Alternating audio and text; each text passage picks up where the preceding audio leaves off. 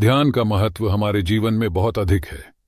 ध्यान पर महात्मा बुद्ध की एक प्रेरक घटना से जुड़ी एक कहानी हमें यह समझाती है कि कैसे सही फोकस और समर्पण से जीवन को सफलता की ऊंचाइयों तक ले जाया जा सकता है। हमेशा अपने लक्ष्य पर केंद्रित रहे। एक समय की बात है, महात्मा बुद्ध अपने शिष्यों के साथ उपदेश देने के लिए दूसरे नगर में जा रहे थे। काफी दूर चलने के बाद सभी शिष्य थक गए और उन्होंने फिर महात्मा जी से कहा, गुरुजी, यदि आपकी अनुमति हो तो कहीं रुककर कुछ देर आराम कर लें। वत्स, हम कोई उपयुक्त स्थान ढूंढेंगे और वहीं विश्राम करेंगे, महात्माओं ने कहा। कुछ देर चलने पर उन्हें खेत दिखाई दिया। खेत में एक छोटा लड़का और एक बूढ़ा आदमी जुताई कर रहे थे। हे सज्जन, क्या हम यहां कुछ देर आराम कर सकते हैं? महात्मा ने बूढ़े व्यक्ति से पूछा।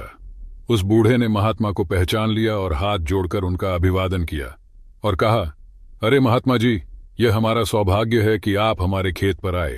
तुम वहीं उस पेड़ के नीचे आराम करो, मैं जलपान करने की व्यवस्था कर दूंगा।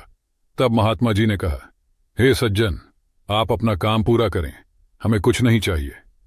फिर भी बूढ़ा नहीं माना और कुछ फल तोड़कर पानी देकर बूढ़ा अपने काम में लग गया। फिर सभी शिष्यों और महात्मा जी ने फल और पानी लिया और सभी वहीं आराम करने लगे। फिर बूढ़ा आदमी अपना काम करता रहा। फिर बूढ़े का पोता काम करते करते थक गया और मन ही मन सोचने लगा कि अभी तो आधा खेत ही जोता है, आधा खेत अभी बाकी है। अब मैं थोड़ा आराम करूंगा और फिर आधा खेत जोतूंगा। ऐसा सोचकर वह एक पेड़ के नीचे जाकर आराम करने लगा। पेड़ की ठंडी हवा से बूढ़े आदमी के पोते की आंखों पर असर पड़ा, लेकिन बूढ़ा आदमी काम करता रहा। फिर जब तक बूढ़े का पोता सोकर उठा तब तक बूढ़ा पूरा खेत जोत चुका था।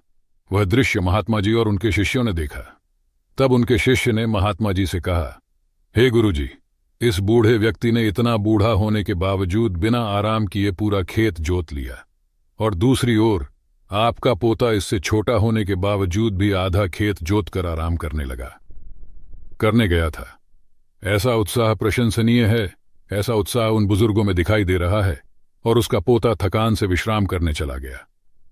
हे वत्स, तुम ठीक कह रहे हो, लेकिन ऐसा इसलिए हुआ क्योंकि वह बूढ़ा व्यक्ति केवल खेत जोतने पर ध्यान दे रहा था, शरीर की थकान पर नहीं, महात्मा ने कहा।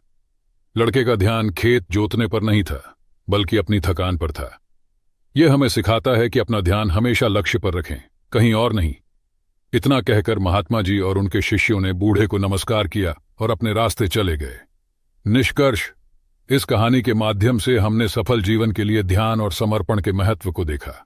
यह हमें याद दिलाता है कि अपने लक्ष्यों को प्राप्त करने के लिए हमें समय समय पर आराम करने की आवश्यकता है, लेकिन इसका मतलब यह नहीं है कि हमें अपने काम में आलसी होने की अनुमति है। सही फोकस और समर्पण के साथ हम सभी चुनौतियों का सामना कर सकते हैं और अपने लक्ष्यों को प्राप्त करने में सफल हो सकते हैं। दोस्तों, आज की यह कहानी आपको कैसी लगी और आप इसका